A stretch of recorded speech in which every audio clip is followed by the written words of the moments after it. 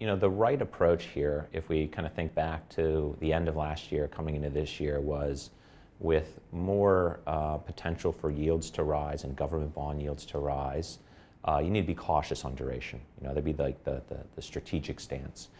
So in our fund, we came in with the lower ends of our boundaries. We had about 2.93 years of duration at the portfolio. Less sensitivity to interest rates was the posturing we wanted to have.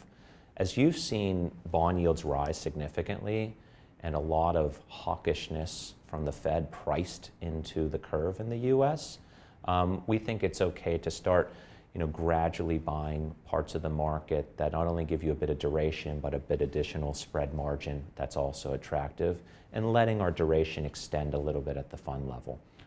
So we've gone from 2.93 years to 4.25 years of duration at the portfolio as we've redeployed into long duration credit and things that have cheapened.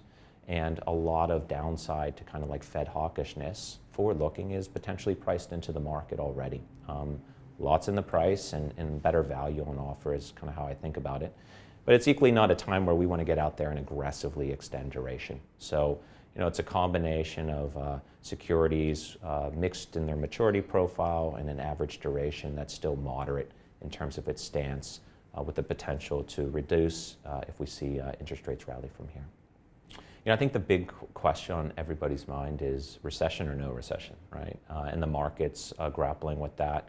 It's reflective in the volatility of pricing in the market right now and the uncertainty on the economic horizon. So if you said, what am I watching and what do I want to focus on? I think it'd be less, is the curve inverted or not inverted, but more just on economic fundamentals.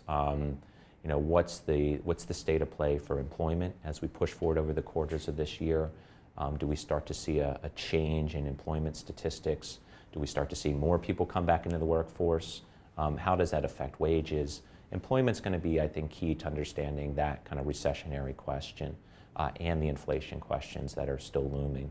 The other thing I want to watch closely is just corporate earnings. So, as we go through the next few quarters of this year, a couple quarters of this year, what are management teams talking about in terms of their expectations and guidance for the future?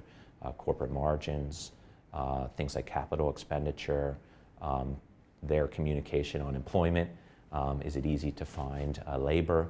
And how's that impacting or not impacting their business? So I think that's the biggest dynamic to watch is the power for the consumer to continue to consume, and how does the inflationary dynamics and how does the employment market really feed into that. I'd say multi-sector is a good place to be. These markets are really fluid, and the ability to exploit that and the relative value opportunities within mandates more multi-sector approach and some flexibility for managers. I'd say it's also, in multi-sector, we want to be more flexible this year. This is an environment where I think you can have a strategic position around less duration versus more in certain sectors of the market you like, but you also want to be pretty dynamic in managing those and keeping some degree of cash and dry powder on hand to take advantage of what should be a multitude of volatility events in the year, not just a singular event of volatility with suppression for the rest of the year. So, be mindful of the risk budget, don't run it full, be diversified in your exposures, and be tactical in the management that relative value opportunities present you.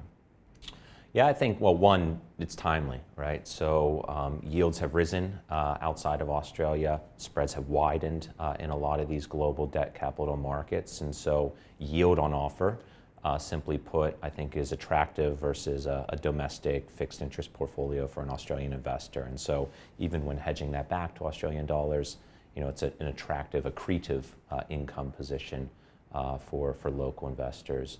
The other would be just, I think more structurally a reminder that the global debt capital markets are orders of magnitude larger, more diversified, more plethora of opportunities than the local market in Australia, which is a smaller debt market. So there is the benefit of diversification and a richer opportunity set still going abroad to receive that income and invest in a more diversified manner in industries and sectors of the market versus locally. So complementary in nature.